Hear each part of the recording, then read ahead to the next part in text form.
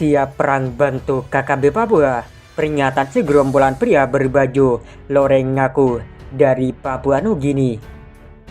Siap perang bantu KKB Papua. Itulah pernyataan segerombolan pria berbaju loreng yang viral di media sosial. Mereka mengakui sebagai pasukan dari negara tetangga Papua Nugini. Video yang merekam pernyataan mereka diunggah akun Instagram Free West Papua dan viral.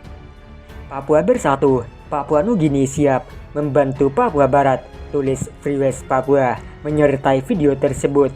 Tuhan memberkati saudara dan saudari kita dari belahan timur dari pulau besar kita, satu bangsa, dua bendera, satu cinta, tambah Free West Papua. Seperti dilansir dari Pos Kupang, dalam artikel KKB Papua dapat bantuan lawan Indonesia, relawan dari negara tetangga siap perang, kami akan perang. Relawan Papua Nugini ini tampak seperti tentara, mereka memakai celana dan baju lereng. Tak disebutkan lokasi tempat mereka berada, namun di belakang barisan relawan itu tampak pohon-pohon menjulang tinggi.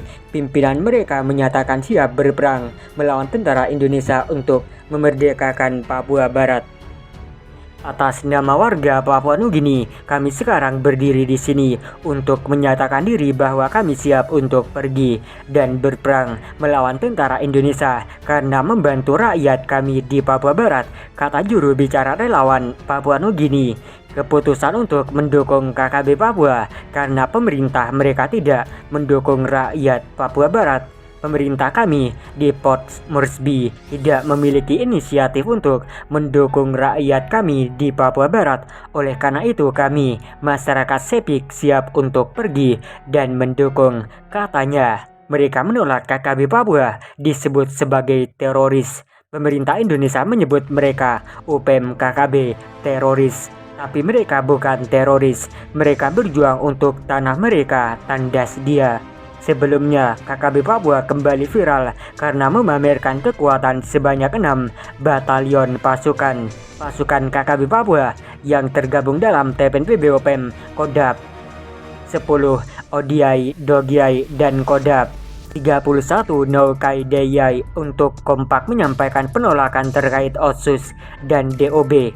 Video yang merekam pernyataan mereka salah satunya diunggah akun Twitter GoKoteka pada 7 Juli 2022 seperti dilansir dari poskupang.com. Dalam artikel punya 6 batalion KKB Papua Kodap ODI Dogiai tentang perang TNI Polri, kami dengan tegas menyatakan menolak segala bentuk tawaran Jakarta untuk Papua, kata Panglima Kodap 11 ODI Dogiai Yonatan Pijai. Kami bangsa Papua tidak minta OSUS dan DOB, tapi kami minta hanya satu, yaitu Papua Merdeka, tegasnya.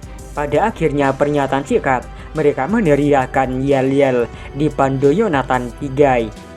Saat menyampaikan pernyataan sikap, Yonatan Pijai bersama prajurit berdiri membentuk formasi garis lurus. Mereka mengenai celana dan baju loreng mirip tentara mereka. Beberapa orang prajurit mengibarkan bendera bintang kejora. Penyampaian pernyataan sikap sesuai upaya peringatan HUT ke-51 proklamasi di markas Kodap 11 ODI Dogiai, Jumat 1 Juli 2022. Sikap saya sebagai Panglima tertinggi Kodap 11 ODI Dogiai dengan tegas menolak segala bentuk tawaran dari Jakarta untuk Papua seperti otonomi khusus dan pemekaran daerah otonom baru, tandasnya. Yonatan Pijai mengancam Jakarta dan pejabat pemerintah di Papua yang mendukung otonomi khusus dan daerah otonomi baru apabila kehendak Jakarta terus memaksa orang Papua ikuti kemauan Jakarta, maka kami akan melakukan perlawanan terhadap TNI Polri, ancam Yonatan Pijai. Kalau hal itu terjadi, maka kita akan perang di waktu tertentu. Saya punya kekuatan juga, sudah cukup banyak. Ada 6 batalion di Kodap 11 ODI Dogiai, sebutnya 6 batalion Kodap 11 ODI Dogiai.